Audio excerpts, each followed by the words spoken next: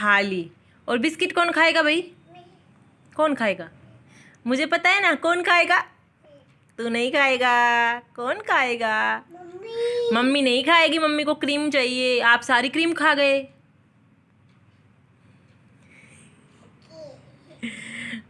गंदा बच्चा है बेटा, ऐसे थोड़ी ना बिस्किट खाते हैं, क्रीम क्रीम से पेट भरता है। नहीं भाई ऐसी बात नहीं है। लाओ मुझे दे दो। नहीं ऐसे नहीं, नीचे नहीं डालना।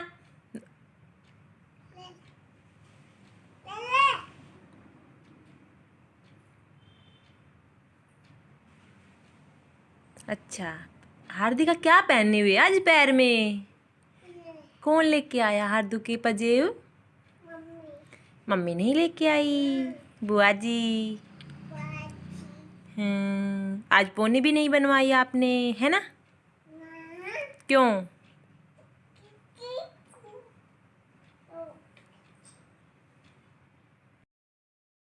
हेलो, गुड इवनिंग, कैसे हैं आप सब? आपने देखी मेरी बेटी की शैतानी, और ये ऐसे ही अब शैतानी करती है। तो अभी बच्चे भी आ चुके थे, टाइम है 3:15 बजे का, और यहाँ पर हो गया था चाय का टाइम। दोपहर में आज मैं बिल्कुल भी नहीं सो पाई थी, क्योंकि बेटी को सुलाने के बाद थोड़ा सा मैंने वीडियो एडिटिंग वगैरह किया, और उसके बाद क्या होता है ना, फिर मतलब बच्चों के आने का टाइम हो जाता है। तो मैंने सोचा क्यों नींद ख़राब की, मतलब बच्चे आ जाएंगे, फिर 15-10 मिनट सोने से कोई फ़ायदा नहीं। फिर ना तो हम घर के रहते हो ना घान के और यहाँ पर बच्चों ने खाना वगैरह खाया था कर, और जो टिफ़िन वगैरह थे तो इसी तरह से किचन में फैला कर चले जाते हैं। तो जब भी मैं चाय बनाने आती हूँ तो किचन को देखती हूँ तो काफ़ी बुरा लगता है। सुबह जैसे ही मैं बिल्कुल क्लीन करके जाती हूँ, आप सबके साथ शेयर भी किया है। तो अभी सारी चीज़ें जहाँ पर रखी हुई होती हैं वहाँ पर मैंने मेंटेन किया है, और जो भी मतलब बच्चों के टिफ़िन वगैरह थे वो मैंने धोने के बर्तनों में रख दिए एक टब के अंदर। तो क्योंकि अंदर सिंक है नहीं, सबसे बड़ी प्रॉब्लम यही है, और इस चीज़ का काफ़ी ज़्यादा दुख भी होता है, पर क्या करें। तो यहाँ पर मैं चाय बना लेती हूँ और चाय पी लेंगे। अभी वैसे टाइम बिल्कुल चेंज हो चुका है, 4-4:15 बजे के करीबन काम में लग जाना चाहिए। बच्चे आते ही अपना खाना वगैरह खाकर थोड़ा सा टीवी देखते हैं और फिर पढ़ाई में लग जाते हैं, क्योंकि सर्दियों का जो टाइम है वो बहुत ज़्यादा छोटे छोटे दिन हो गए हैं, और उनका इतना बोझ हो गया है पढ़ाई का, उनका काम ही नहीं हो पाता। रात के 8:30 बजे तक लगे रहते हैं, आते ही लग जाते हैं इतना ही स्कूल में। लेकिन स्कूल में इतना बड़ा नहीं, केवल नोटबुक भराना मतलब एक मोटिव हो चुका है आजकल के टीचरों का। लर्निंग का काम ज़्यादा से ज़्यादा देना चाहिए। लर्निंग पर मतलब मेरा तो यही मानना है कि लर्निंग पर बच्चों को ज़्यादा वो करना चाहिए, ना कि राइटिंग पर। राइटिंग हो इतनी ना हो, लेकिन बच्चे स्कूल से आते ही लगे रहते हैं और राइटिंग का ही काम कर पाते हैं। मैं तो देखती हूँ, मेरा बेटा अभी छोटा है, 2nd क्लास में है, वो तो लर्निंग का भी होता है उनका टेस्ट वगैरह मतलब जैसे करते हैं, लेकिन राइटिंग का काम बड़े वाले जो बच्चे हैं, बहन के बच्चे 6th क्लास में हैं, उनका राइटिंग का काम इतना ज़्यादा होता है। तो हम तो देखते हैं वो राइटिंग करते ही रहते हैं, बस लर्निंग का काम ही नहीं देखते। वो कभी लर्निंग करते भी हैं, और पता नहीं अगर टीचर थोड़ा बहुत मतलब डांटे, लर्निंग करे, तभी बच्चे स्कूल से मतलब करेंगे, काम दें तो लर्निंग का पता नहीं अब उनका क्या वो है।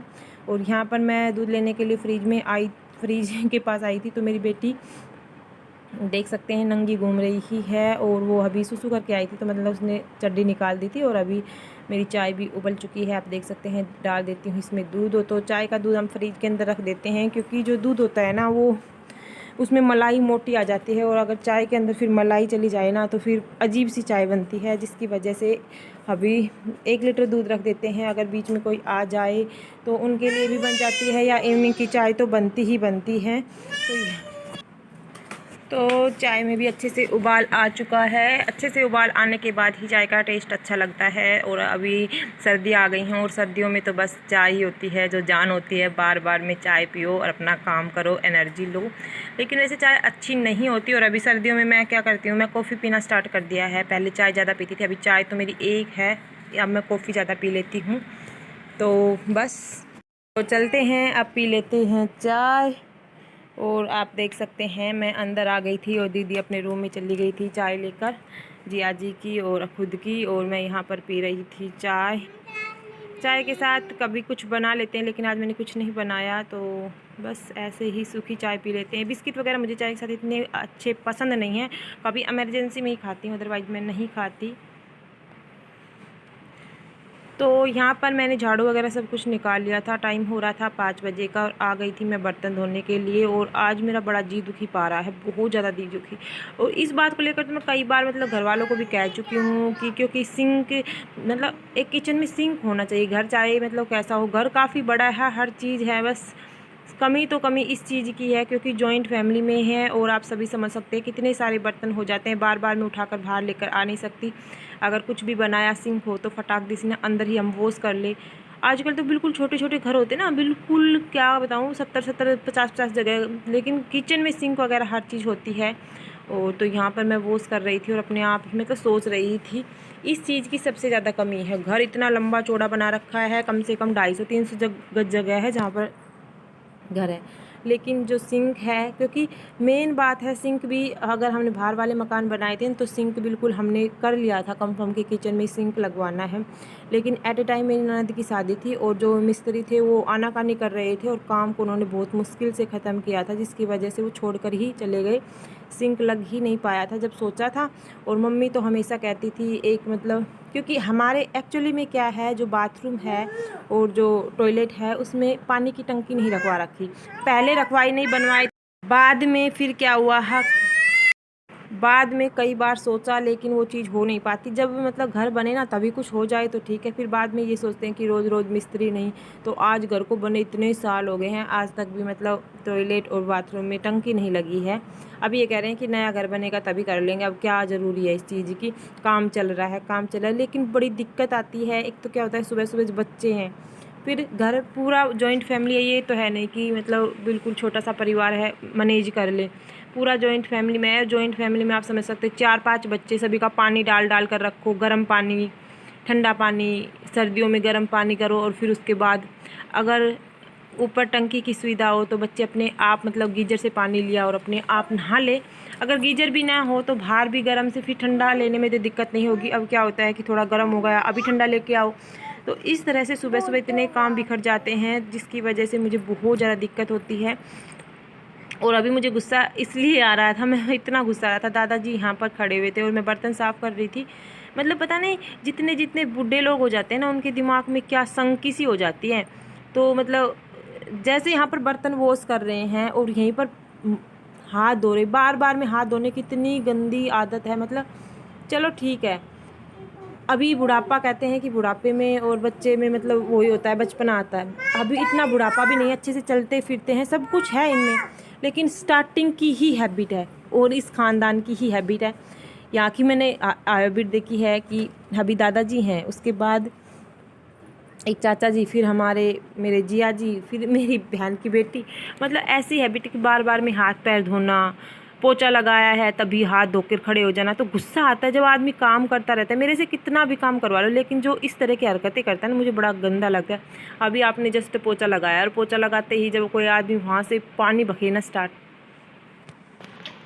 कर देता है तो दुख तो बड़ा होता है, लेकिन बोल नहीं सकते। और मैं तो मायके में सच्ची मेरी एक हैबिट थी, काम कितना करवा लो प्यार से मतलब रह लो, और कितना भी काम करवा लो, थोड़ा सा कोई गुस्से में बोले, कोई गलत हरकतें करे, मेरे को इतना गुस्सा आता है, मैं किसी को भी बर्दाश्त नहीं करती थी। लेकिन क्या होता है ससुराल में आके सब कुछ झेलना पड़ता है, तभी तो कहते हैं ना अच्छी बहू बनना। और मतलब यही संस्कार होते हैं तुम्हारे जो मतलब दिखते हैं, हाँ मायके के कुछ संस्कार दिए हुए हैं। और मेरी मम्मी हमेशा एक ही बात कहती थी, ससुराल जाएगी तब पता चलेगा, क्योंकि ये मेरे को गुस्सा इतना आता है, छोटी छोटी बातों पर गुस्सा आता है। और मैं मायके में मेरे पोछे लगाते लगाते में कोई घुस जाता था ना, मैं इतना मतलब चिल्लाती थी। और यहाँ पर आकर मतलब सब कुछ मेरी बोलती सी बंद हो गई है। मतलब एक तो सब कुछ सहन करना पड़ता है ससुराल में यार, अगर आप इस तरह से बोल लोगे तो मतलब वही है, फिर गाँव में ढिढोरा पिट जाता है इन चीज़ों का कि फला की बहू ऐसी है, फला की। आदमी बुरा 1 मिनट में बन सकता है, लेकिन अच्छा बनने के लिए बहुत कुछ सहना पड़ता है, बहुत कुछ चीज़ों को हमें दब के रहना पड़ता है, ये कह सकते हैं। तो मतलब आप अपनी ज़बान पर कंट्रोल रखेंगे, आप अपने ऊपर कंट्रोल रखेंगे, तभी आप हाँ कुछ सहन कर सकते हैं और एक अच्छी मतलब हाउसवाइफ कहला सकते हैं, अच्छी पत्नी कहला सकते हैं, कुछ भी लगा सकते हैं। लेकिन बोलना तो सबको आता है, सब कोई बोल सकता है, बोलने को मैं भी बोल सकती हूँ, बोलने को और कोई भी बोल सकता है, लेकिन वो चीज़ें सहन करनी पड़ती है। और तभी कहते हैं ना, एक औरत होती है वो बहुत कुछ सहन करती है, पत्नी होती है बहुत कुछ सहन करती है। तो यहाँ पर मैंने आपसे काफ़ी बक कर ली और रात का टाइम हो रहा था। आज मेरे को काफ़ी ज़्यादा मतलब मेरी 2-3 दिन से बीपी की प्रॉब्लम होती जा रही है। मैं टेंशन इतनी लेती हूँ, गुस्सा आता है और गुस्से को अंदर ही अंदर पी लेती हूँ, किसी के सामने मैं कर नहीं पाती, जिसकी वजह से। और यहाँ पर मेरी बेटी नोटी, इसको देखकर थोड़ा सा मैं शांत हो जाती हूँ, अदरवाइज़ मेरे को बोलने का भी मन नहीं करता। कुछ इतना गुस्सा आता रहता है पूरे दिन। हो भी रहा है कुछ, इतना गुस्सा बच्चों को भी नहीं, बच्चे किताब वगैरह इधर उधर फेंक देते हैं तो मतलब बड़ा गुस्सा आता है, लेकिन बोल नहीं पाती। क्या है, छोड़ो, बच्चे हैं, बच्चों मतलब अब गुस्सा उतारने से वो समझने वाले तो है नहीं, लेकिन मेरे को अंदर ही अंदर इतनी जलन होती है, इतना मुश्किल से घर साफ होता है और फिर आके ऐसे बिखेर देते हैं, मतलब बहुत ज़्यादा। तो चलते हैं, वीडियो को यहीं पर ख़त्म करते हैं। अगर वीडियो थोड़ी सी भी अच्छी लगी तो चैनल को सब्सक्राइब कर लेना। मेरे मन की बात थी वो मैंने आपके साथ शेयर कर दी है। तो चलते हैं, मिलेंगे एक नेक्स्ट वीडियो में। आज की वीडियो को इतना ही। और ये रात का 9:30-10 बजे का टाइम है। और ये मैडम जी आज सोई नहीं, क्योंकि दोपहर में 1-1.5 घंटे सो ली थी। तो रात को ये मेरे को नींद आ रही थी, लेकिन ये कभी नोटबुक मांग रही थी, कभी पेन मांग रही थी, कभी पेंसिल मांग रही थी, और दुपट्टा लेकर आ गई थी अपनी बड़ी मम्मी का। तो इस दुपट्टे से देख सकते हैं कितना खुश हो रही है, पेन को होठों पर लगा लिया है। तो मिलेंगे एक नेक्स्ट वीडियो में। आज के वीडियो को यहीं पर ख़त्म करेंगे। Bye, take care.